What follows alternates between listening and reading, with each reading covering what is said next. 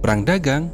Oh, bukan. Tapi perang militer beneran saat ini sedang di depan mata. Tentu kita semua tidak berharap semua itu terjadi. Tapi, suka tidak suka, tanda-tandanya sudah mulai nampak.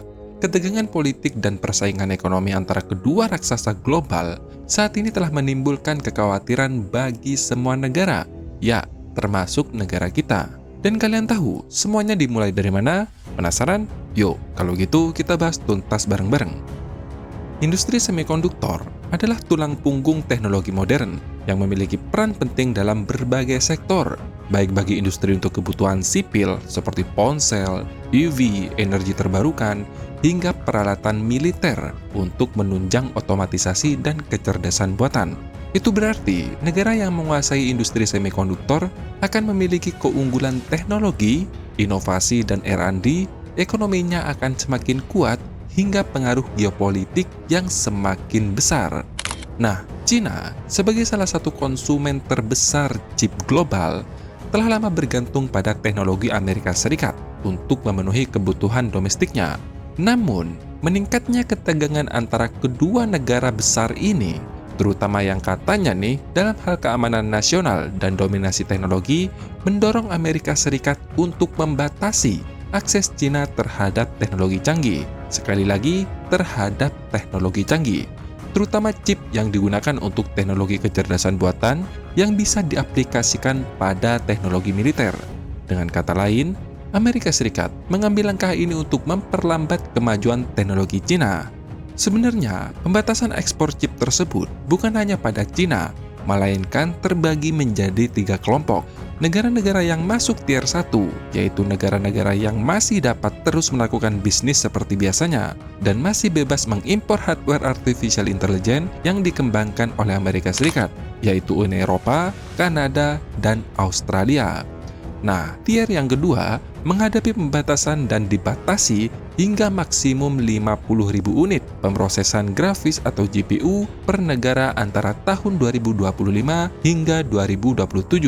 Jika dilihat dari peta tersebut, Indonesia masuk dalam kelompok tier 2 dalam aturan pembatasan ekspor chip Amerika Serikat serta negara Asia Tenggara lainnya, kecuali Kamboja.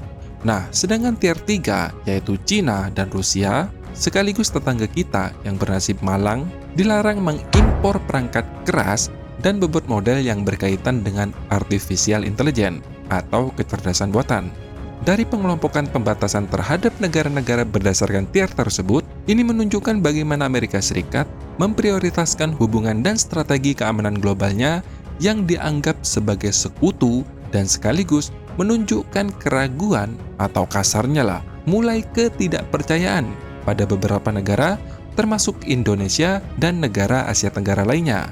Selain itu, Amerika Serikat juga melarang ekspor peralatan pembuatan chip yang artinya mesin litografi sekaligus suku cadang dan software terkait manufaktur chip. Tentu, ini akan berpengaruh bukan hanya pada chip untuk kebutuhan militer bagi Cina, tetapi juga untuk kebutuhan sipil.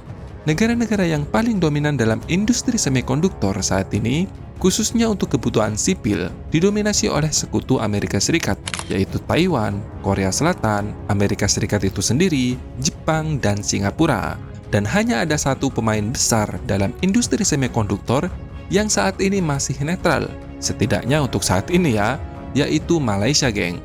Dengan pembatasan ekspor seperti ini, tentu Cina ke depan akan menghadapi tantangan besar dalam memenuhi kebutuhan chipnya. Kelangkaan chip mungkin akan terjadi lagi.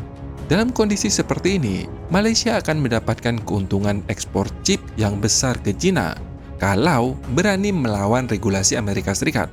Karena resikonya nggak kecil, bro. Jika Malaysia memutuskan untuk melawan Amerika Serikat dalam hal ekspor chip ke Cina, mereka mungkin akan menghadapi sanksi atau tarif yang lebih tinggi dari Amerika Serikat, yang tentunya dapat berdampak negatif pada ekonomi Malaysia, khususnya industri semikonduktor secara keseluruhan.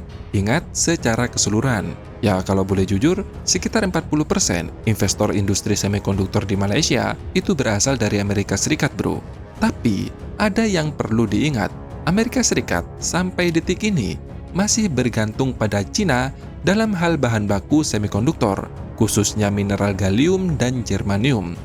Asosiasi Critical Raw Material Alliance mencatat sekitar 80% gallium diproduksi di Cina, sedangkan germanium sekitar 60% juga diproduksi di Cina.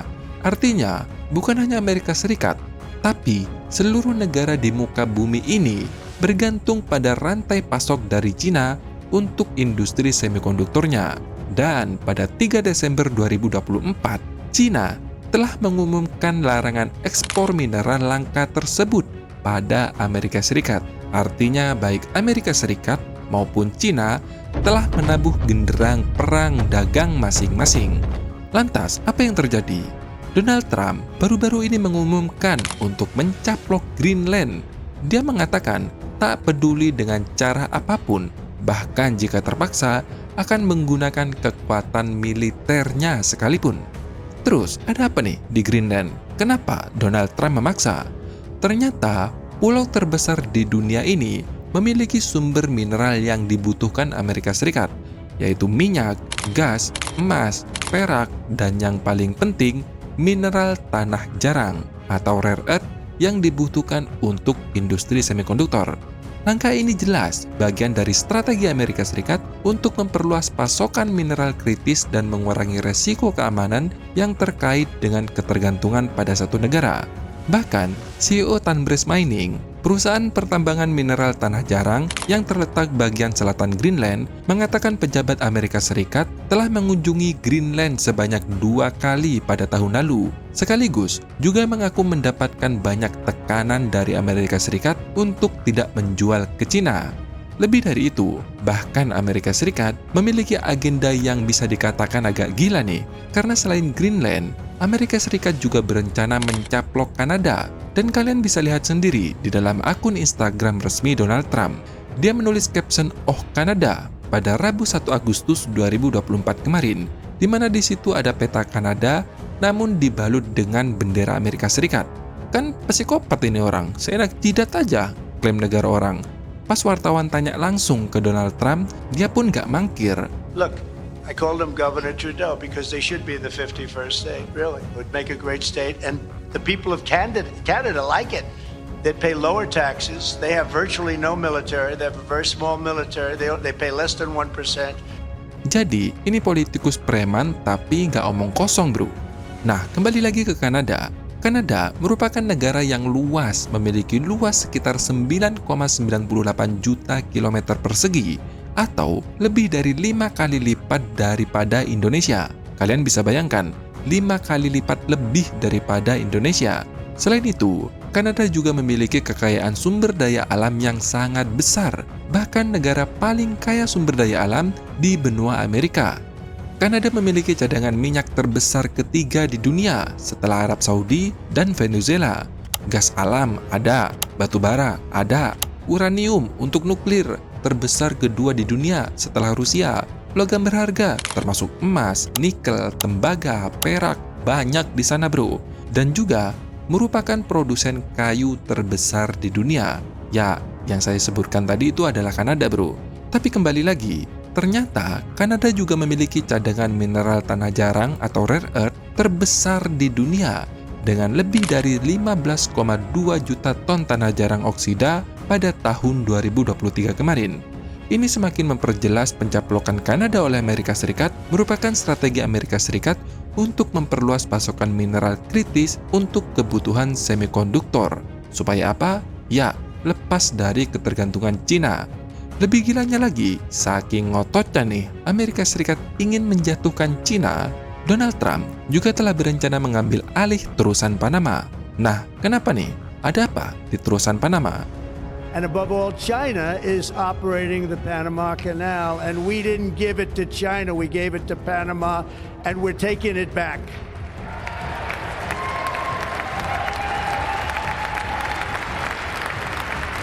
Jalur perdagangan laut paling penting di dunia ini ada 7, dan terusan Panama merupakan salah satunya. Selain karena berada di benua Amerika, alias deket nih sama negara Amerika, jalur ini sangat strategis dalam perdagangan internasional, menghubungkan Laut Karibia dengan Samudra Pasifik.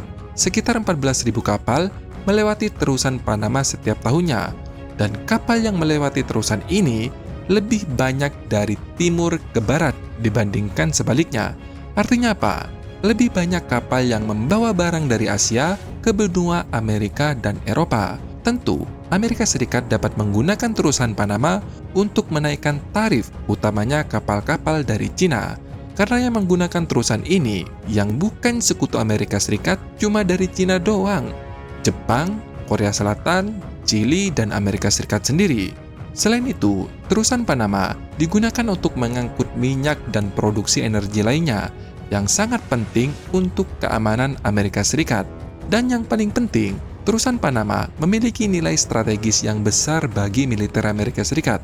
Jika terusan Panama ada dalam kendali Amerika Serikat, akan mempercepat pergerakan kapal perang Amerika Serikat antara benua Arktik dan Samudra Pasifik. Tentu, ini juga meningkatkan kemampuan militer Amerika Serikat untuk merespon ancaman atau krisis di berbagai belahan dunia.